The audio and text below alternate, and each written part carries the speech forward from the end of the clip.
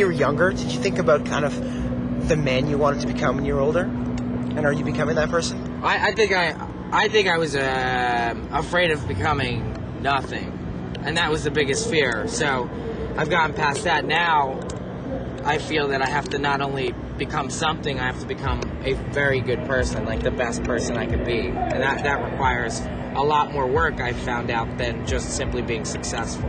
So how do you feel about that? Yeah, I'd always just wanted to be happy in what I did, and I wasn't for a while, and I think everyone finds that thing eventually, whether it's like way down the road or some people it happens really early in their life, and it sounds really weird, and it sounds kind of like one of those like awe moments, but like when I got to play in this band and did that is kind of when that time that I was happy with what I was doing. And thanks, buddy. Thanks. No problem. The environment in this band seems so much different from even the first time I spoke to you guys about 3 years ago. Yeah. What has led up to that? I think a lot of growing up. Learning to become better, more mature people, learning to truly value what you do, because it is, you find out, very hard. I think a lot of that. I think a lot of saying that no matter how hard my life gets, no matter how awesome it can be very difficult, and we all deserve to be happy with our lives. So no complaining and no getting bummed out on stuff that's out of your control, and a lot of growing up, basically. So this band, especially early on, was about kind of coping. Yeah. It was a coping mechanism. Do you find it is easier individually without the band to kind of cope on your own at this point in your lives? Yeah.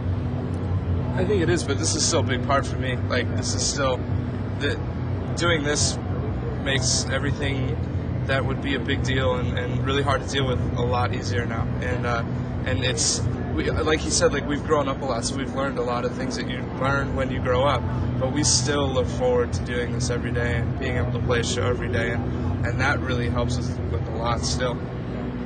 So much of this band, from what I've learned talking to you guys over the years, is it's kind of about family, and I know that you have a really tight connection with your brother, and I imagine, does this band look different even though he's gone for a short period of time? It doesn't, it doesn't. I mean, like, for us, his presence is missed. For the fans, it's greatly missed, and part of the point of this band, though, is that we're supposed to pick up and keep going no matter what life throws at you. It's easy to say that. It is easy to say it, and then executing it isn't as hard. But luckily, the Mikey situation is one that actually isn't a situation. It's not a dramatic thing. So it's like, well, this is easy. Thank God it's just this. Thank God it's like, oh, well, he's just wanting to start a life. And that's what we wanted for him. It wasn't even his thing. He didn't really come to us and say, I want to start a life. We're like, you know what? Give the dude a break.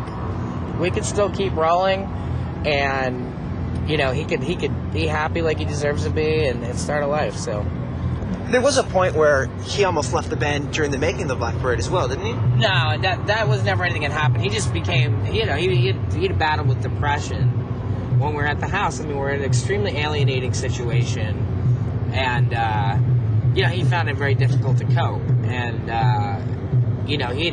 what he had done was he just kind of moved out of that house. That house was the source of a lot of alienation for us, and I don't think he was readily equipped to deal with that alienation.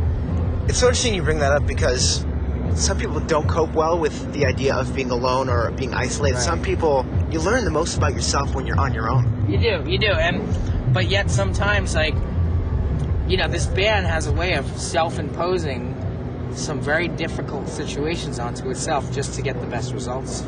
And sometimes it's not so healthy, and I think that's what we're learning now. Like, I think next time we make a record, it'll probably be in a much more comfortable environment. Bahamas? Something like that, you know what I mean, right?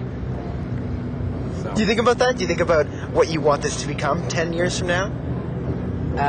No. I think about the moment and the next record, maybe. I don't think about the 10 years, I think, yeah. Right? The only thing I think for 10 years is not exactly what we'll be doing, but if we're still doing this, that it's going to be something good still, something meaningful still. And that's the only really way down the line thing that we think about.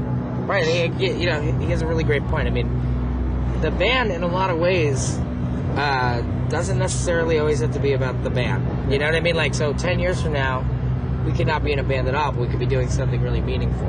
And I think that's the point. Like, this band gave us an avenue to become meaningful people that contributed something and tried to help and to make a difference. And I think in 10 years, that's where I still see us. If it means being in a band, that's awesome. If it means not being in a band, that's awesome too. Do you ever think about what the end of My Chemical Romance, what it might look like? I don't know. For each of you?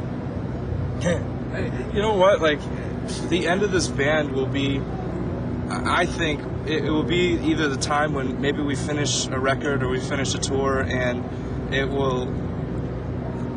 we'll know that it's time, you know, and you'll just know that it's time to wrap it up and not carry it out for just to do it, you know, and or it's going to be something huge, like, I don't know, like their stage explodes or something weird, because we always do really dumb stuff on stage. So. We're a very self-aware band, so I think when the end, I think a lot of people in bands maybe sometimes will kind of fool themselves or not be honest, or just do it for the wrong reasons, in which case you could have a band forever if you're doing it for the money, but we don't. So I think we're so self-aware that I think we could very easily one day just, you know, next record, 2 records, whenever, just be like, yeah, this is going to be it, because we're done saying what we have to say. Once we run out of stuff to say, that's the time to go home.